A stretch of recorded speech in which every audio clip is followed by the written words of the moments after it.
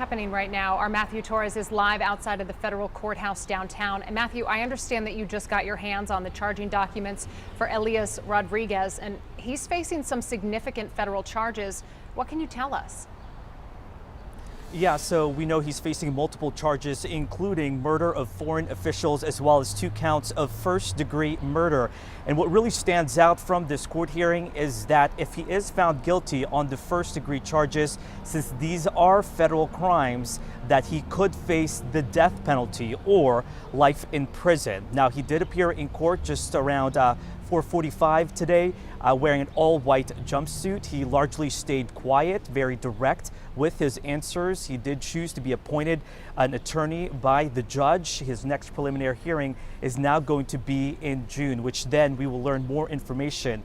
But through new court documents, we are already learning new details about what led up to this shooting last night. According to new court documents, that he legally purchased the gun back in 2020 in Illinois. He declared it, checked it in during his flight here to D.C. As well as those new court documents, it's saying that as soon as the 2 people were shot and fell to the ground, Rodriguez is then captured on video getting closer to those people, extending his arm and firing several more times.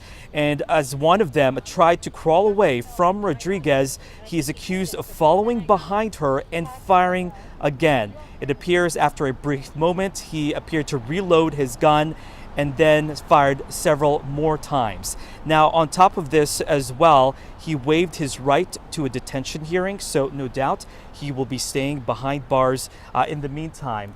But also, he apparently, and we want to show you video from last year, was inspired by someone who set himself on fire outside the Israeli embassy in D.C. last year.